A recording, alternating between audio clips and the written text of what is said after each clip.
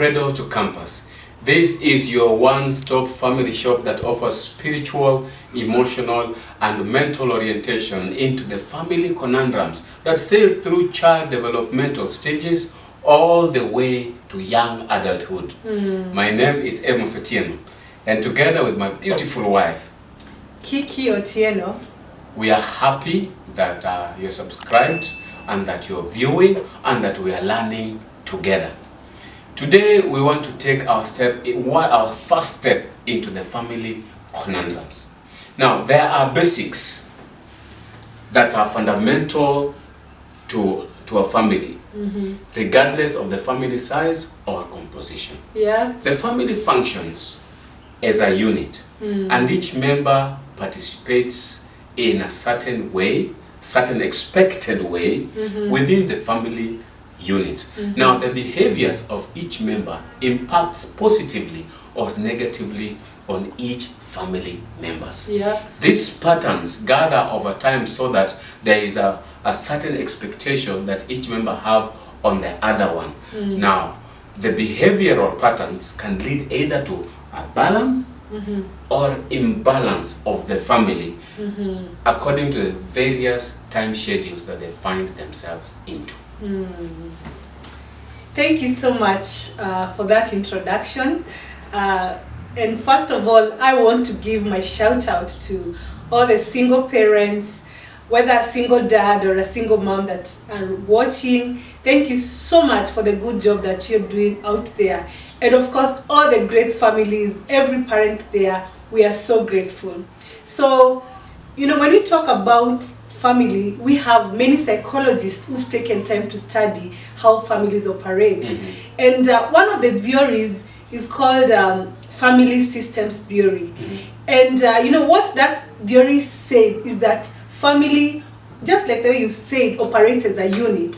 And when the family is operating as a unit, meaning that there is a sense of holism, that you're not looking at a family from you know, an individual, but when we come together, you know, with all our strength, with all our weaknesses, with all our abilities, and with all our collective history, we become a unique group that is a family. You know, and talking about that, I bake sometimes, you know, and I can't help to think about when I want to bake that cake. I first have all the ingredients. I have, you know, the flour here. I have the sugar. I have, you know, the vinegar. The vanilla. I have everything that is required, and I put them together. And at the end of the day, what makes the cake is not the different ingredients, but all of them combined together, they make a very tasty cake. Yes. And that is the same thing with the family, you know. Wow. It's not who is who in the family, but it is who are we, you know, when we come together, you know, our impact, you know. So you cannot look at family as an individual. You know, we cannot look at family as you, the dad, and me, the mom, and the kids, you know, their strengths and their weaknesses. We have to look at the family as our own unit, you know. And talking about the unit, the other analogy I'm thinking about is a football team. You know, I don't play football, you know, and I don't know so much like those much details about football teams, but you know, I support Manchester when when need be, you know. But I know that the way the teams come together, there's a striker, you know, there's the goalkeeper, there's the midfielder. They're all positioned, but when there's that goal, you know, when that goal gets in, it doesn't matter who was at the middle, who was the winger or someone. You know, the way they strike, that goal is for the family. You know, the win is for the family. And if they lose, the whole family loses. You know, it's the same thing with the family. So, with that, we have, family needs to have rules. You know, whether they are written or they are not written. You know, the family rules need to be very clear. And these rules are not just for the parents. They are rules that apply for the kids, and they're not rules that are just set by the parents. But we come together as a family and we discuss, okay, what is it that we want to be unique about? What are some of the things that defines us as a family? So the rules need to be very clear. The roles also need to be very clear. You know, my role as a mom needs to be very clear. You know, your role as the dad needs to be very clear. The role for the kids needs to be very clear. You know, so that we can move together as a unit. And then now from there, there's something else we call the boundaries. You know, the boundaries for family. You know, every family is very unique. You know, if it is as the Otieno's family, you know, we have our boundaries. Some families have you know, very strict boundaries. Some families are very relaxed boundaries, but that is your family. But the thing is that, you know, from the cradle, you know, from when we, like now when we got the small baby, you know, when our babies were small, and as they're growing up, these rules and the boundaries, we need to keep reviewing them so that they can meet the needs of the family, and so that we make sure that everyone in the family is having a great time, and we are adjusting to make sure that no one is being left out, you know. And then finally, the other thing that is very important about the family aspect is that in a family there's a lot of interdependence. You know, like, you know, we have to work together to make sure that we are gelling, that we are connecting, you know, that I need you to, I'm depending on you for this, and we are depending on the kids for this, and we are depending on the teenagers to you know, to do the other thing. So because of that, the family becomes a very interdependent a very interdependent unit, meaning that every member, as much as we are different and we have the individual goals and all these, we are mutually influenced, and we are mutually dependent on one another to make sure that we are succeeding. Wow, that's amazing. So a few things that are coming out here is, it is important to identify the change points. What changes are we anticipating, normally as a couple, or maybe as an individual parent? What changes are we anticipating? If we are married and we are getting pregnant, or we are expecting, the baby is about to come, the toddler will come into our lives. What changes are we expecting? There could be time changes, emotional changes, physical changes. How does that impact on the baby? It's very important to note those things. If your child is maybe 6 or 7 years old, we are anticipating that they're becoming a middle schooler or a preteen. What emotional changes will they be going through? What academic changes are they going through? Or, as parents, what financial changes are we going through? The upper they go, the more the money. You know, so those are things that we have to keep thinking about. Okay, maybe your child is now 11 or 12 years old. By the way, this varies whether it's a boy or a girl. Girls mature a little bit faster, and their emotional changes also appear a bit faster. What changes are we expecting? And most of the time, by the time our children are 12 years and above, we are always in our early 40s or even mid 40s. What changes is the father going through? What changes is the mother going through? What external pressures, what internal pressures are we going through? Are we anticipating to go through? If your child is a teenager already, they are also going through changes. Even then, they need to anticipate those changes because they are taught in school freely. It's only that most of the time we behave as though these changes will never reach us. Then they take us by surprise, and the family is caught up in the conundrum circle. So this is an important thing that we have to keep watch of. The second thing that we need to be aware of is, what are our family boundaries? What are our family rules? Because these things, they help us to gel and mellow very well, and know how far you can come as a child and as a parent. These are the things that help us to formulate a culture, a family culture that is very acceptable for us.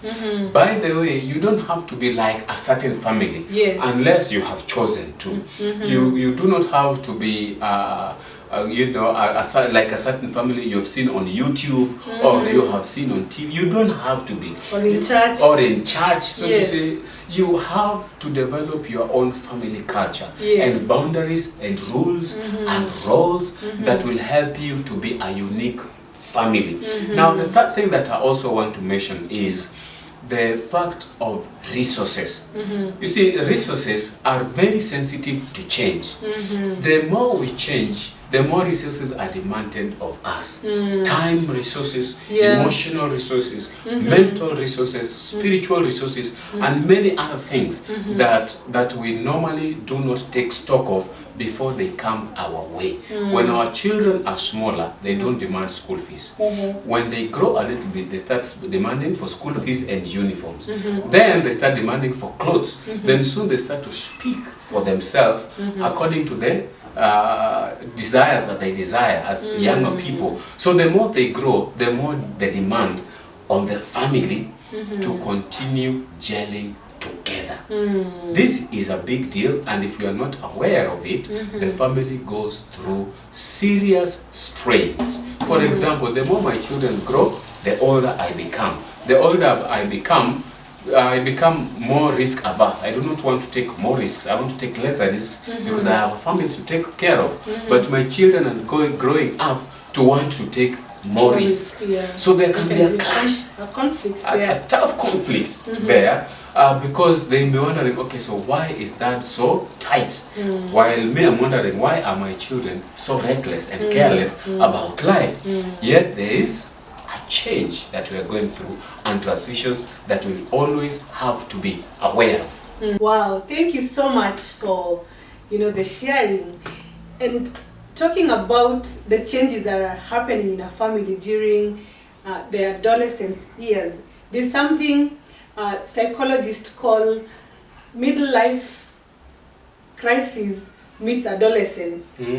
So what's happening is that most of the parents, when their kids are entering into their adolescence, they're in their 40s, and we have these midlife crises going on, and they're looking at themselves and they're feeling, man, I was not able to achieve this, or I need to achieve this by the time I'm 50, I've not saved for this. There's all that pressure. And now the kids on the other side, they have all these possibilities. They are dreaming, they're excited, they can take this path. They want to experiment with these.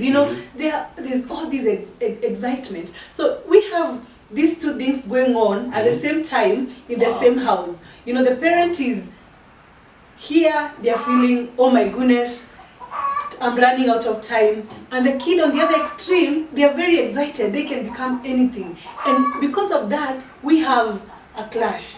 So I like what you're saying. We need to prepare for whatever state that as a family we are getting ourselves into, because at least we know this stage is coming. And I'm thinking about our case. We know we have a preteen coming up soon. So what does that mean? What are some of the steps we need to take emotionally, physically, spiritually to get ready for her into the preteen years?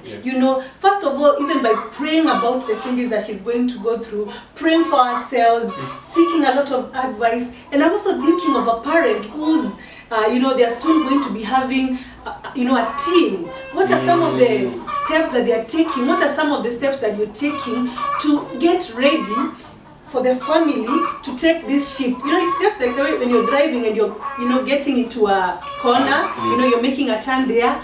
You need to start getting prepared. Start reading books, seeking advice, praying, so that by the time you're getting into that state, you're getting ready. So there's something we look at, or even the psychologists call family equilibrium. And what happens is that families, as they are going through changes, they are striving to balance between the challenges that they are going through and the resources that they have. It could be the challenges of maybe we are getting into teen years now, we are having younger kids, or we are having a newborn here, or we are having our kid who is joining university versus the resources that we have. And the thing is trying to balance whatever that we have, our time, our monies, whatever resource, to make sure that the family is well balanced. And when I talk about equilibrium, you remember the seesaw, that we used to play with, you sit on this side and the other kids sit on the other side. It's the same. So that's what happens in a family. And the parents we are always at the middle, what you call the pivot. Yes. You know, so that we have the kids on the other side, we have all these other needs going on the other side, and as parents, we have to balance these. So, for us to be able to achieve that as parents, you know, we have to be able first to take care of ourselves. Yes. Because carrying the load of a family is not easy. Yes. You know, at whatever stage. You know, we have to learn to know how to deal with stress. Because, you know, raising a family and taking care of a family is not easy. Stress management. Because studies have shown that when we are happy, when we are fulfilled as parents, when we are taking care of ourselves, when we are having self-care, we are warmer and we are more responsive, you know, to our kids. Unlike when we are not taking care of ourselves, we become moody, we become cranky, and you realize when we are taking care of ourselves, we are able to, you know, offer a very good support to our kids on whatever stage that they are in. You know, and just like you and I know, moods in a family setups are very contagious. Yes. You know, Yeah. when I'm upset, I will pour it to you. You know, you will pour it to our baby. Yeah. You know, or the mother will pour it to the teen. Yes. You're getting Yeah. So just understanding as a parent that when we take care of ourselves is very important. And when we are happy, and when we are emotionally stable, and physically stable, and mentally stable, we are able to less likely be pulled into teenage moodiness for the parents of the teens. You know, you'll be like, wow, you know what? I can see it from a distance. You know, I see what's going on, and I'm able to position myself in a place where I can get in there and be able to support them. So talking about that, I know someone could be asking, so how do I get to balance myself and the family? You know, how do we get to connect as parents? You know, and there's so much going on. We have a small baby. We have a teenager who is going through a transition. We have teen moodiness in the house. This can be as simple as ABC. You know, and at the end of the video, we'll be showing you one of the activities that we'll be doing together as a couple. You know, some of the things that we do to make sure that we are happy, we are relaxed, and we are remaining connected, you know, despite the many things that are going on in our nest. So the Bible has an analogy to this effect. Let us look at the Bible in the book of 1 Corinthians chapter 12 verse 12, and it reads, "The body is a unit, though it is made of many parts, and though all its parts are many, they form one body. So it is with Christ. For we were all baptized by one Spirit into one body, whether Jews or Greeks, slave or free, child or adult, and we were all given the one Spirit to drink. Now the body is not made up of one part, but of many.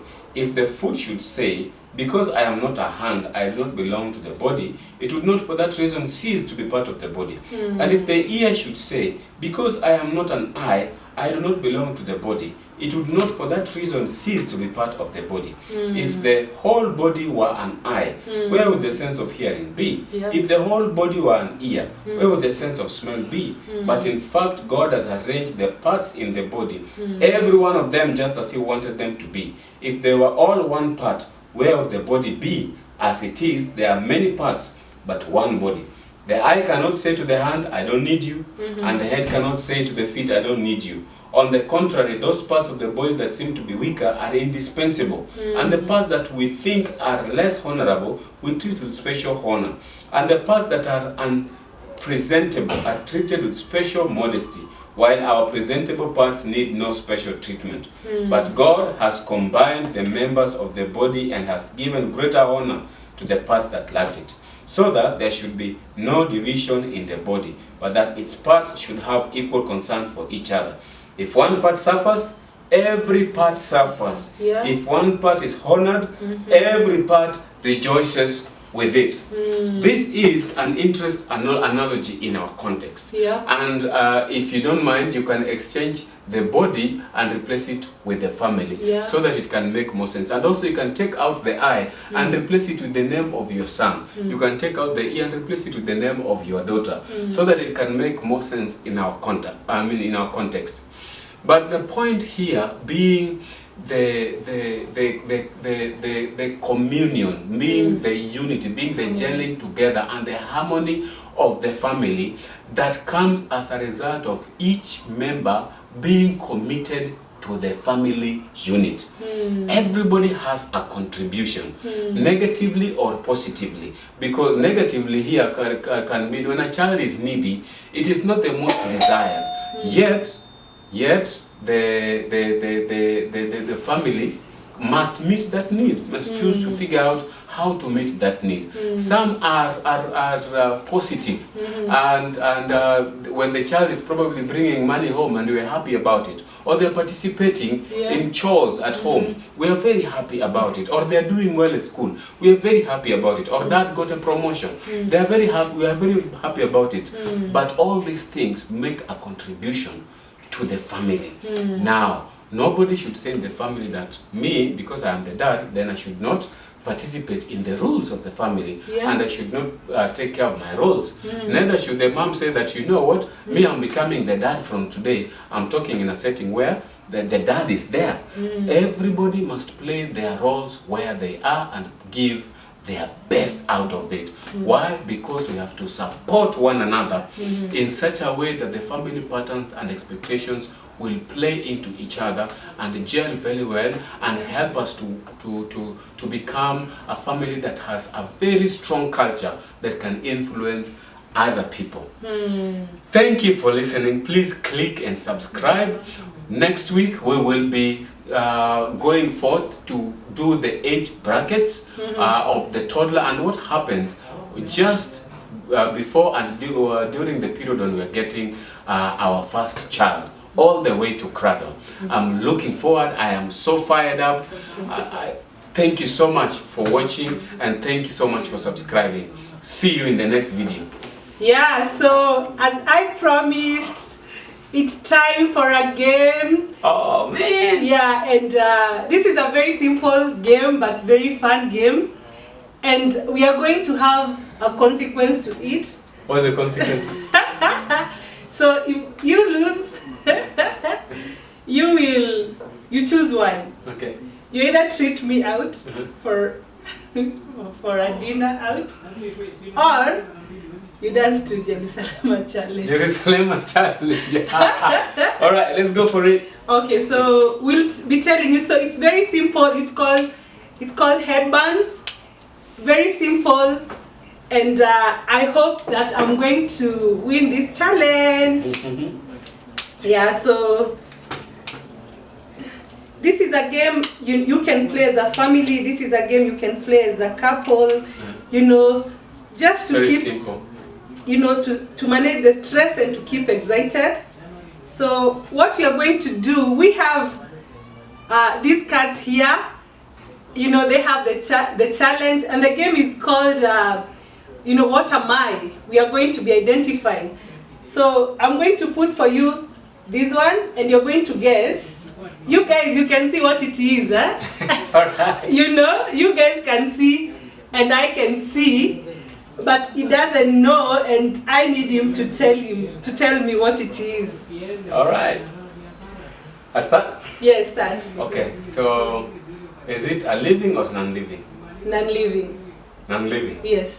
In the house or outside the house? In the house. Ah. Is it in the kitchen? Yes, in the kitchen. Is it inside the fridge, or on the cooker, or in the cupboard? Both the fridge and outside. Both the fridge and outside? Yes. Is it okay? Is it? It can be ice. Ice can be outside the fridge. A dish, a plate. Oh, sorry, we forgot the. All right, let's do it. Starting now. All right, so it's in the fridge, right? Yes, It's in the fridge and can be outside as well. Yes. Is it food? Yes. Is it vegetable food? Almost. Is it okay, it's not vegetable. Is it meat? No. Is it cake? No. Is it made of flour? No. Is it made? Is it stewed? No. Is it dry? Somehow. Chapati. Chicken. No. Ah man, is it ice? No. Is it ice cream? No. Oh man. I'm not getting it. What could it be? It's in the fridge. It's in the kitchen. It's in the kitchen. It's food. Yes. Is it bread? No. Is it vegetable? Carrots. Time up. Time up. Time up.